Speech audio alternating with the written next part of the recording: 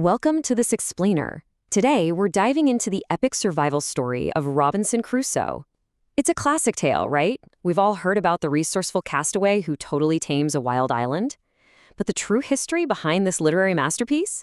Well, it's actually far darker, way more dangerous, and honestly, incredibly fascinating. So think about this for a second. What if the ultimate story of survival wasn't about some polite English gentleman at all? What if it was actually inspired by a brawling, hot-headed pirate? You see, the real inspiration for Daniel Defoe's famous 1719 novel was this unruly Scottish privateer named Alexander Selkirk. Originally born Alexander Selkirk in a tiny fishing village in Scotland, the guy was notorious for his explosive temper. I mean, he literally beat up his own father and brothers before just running off to embrace a brutal life at sea. Section 1. The Myth of Crusoe, the Civilized Castaway. Now, when Daniel Defoe first published his novel, he actually pitched it to readers as a completely true, non-fiction autobiography of a shipwrecked middle-class mariner.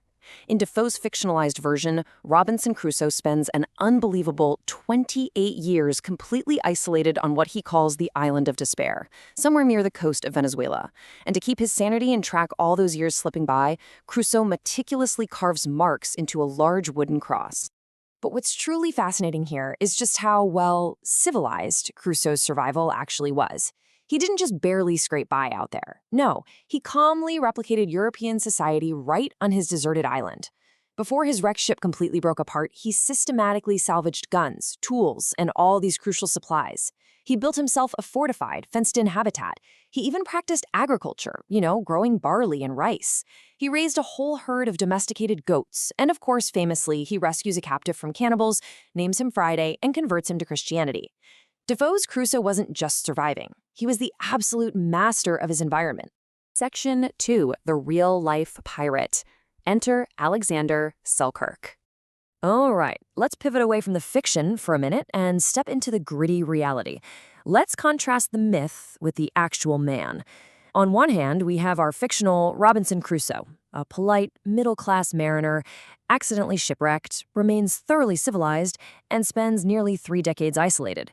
But then, look at the historical reality of Alexander Selkirk, a mutinous Scottish privateer who deliberately demanded to be marooned, went entirely feral just to survive, and spent a little over 4 years in isolation. It's a pretty massive difference, right? So to understand why on earth a man would willingly maroon himself on a deserted island, we really have to look at the horrifying reality of 18th century piracy. It was absolutely not the romantic adventure we see in the movies. Selkirk sailed on a ship called the Cinque Ports, and it was this miserable, rat-infested vessel where the men ate roach-filled, brick-hard sea biscuits. Diseases like scurvy and typhus wiped out crews all the time. Plus, these privateers were out hunting Spanish galleons, which meant the threat of Spanish capture was genuinely terrifying. The Spanish practiced this brutal torture called woolding. Basically, they would twist slender cords so tightly around a prisoner's head that, well, their eyes would actually pop out. Yeah. Truly gruesome stuff. To see how all this builds up to Selkirk's fateful decision, let's trace his journey. Back in 1695, young Selkirk flees church discipline in Scotland after that infamous family brawl we mentioned earlier. By 1703, his navigational skills actually earn him a spot on a privateering expedition led by the famous William Dampier.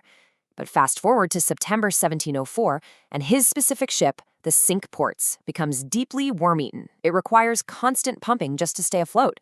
Convinced the ship is a literal death trap, our hot-headed Selkirk gets into a massive shouting match with his captain in October 1704 and straight up demands to be left on an uninhabited island off the coast of Chile. Section 3. Surviving the Island. Descent into the Wild. And that brings us right to his actual marooning in the Juan Fernandez archipelago. The exact moment the captain granted his wish and put him ashore, Selkirk was instantly hit with frantic regret. He literally waded back into the water, begging to be taken back aboard, but the captain just gleefully sailed away. Selkirk ended up spending exactly 4 years and 4 months completely alone on that island. Now, while that is just a fraction of Crusoe's fictional 28 years, make no mistake, 4.4 years of absolute terrifying isolation lands a heavy, heavy punch on the human psyche. Here's the crucial takeaway, though. How did Selkirk survive without all of Crusoe's perfectly salvaged tools?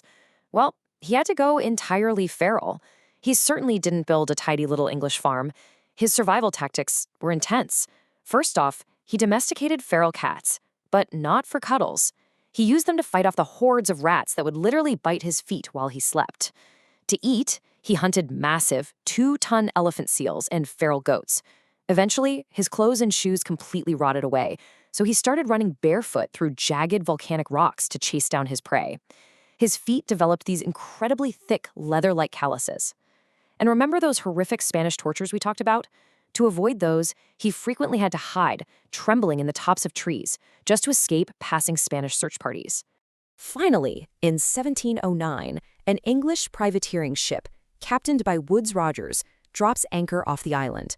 And when they found Selkirk, he was wearing rough goatskins, looking for all the world like a wild, bearded beast. He was so incredibly detached from humanity that Captain Rogers actually noted he could barely speak.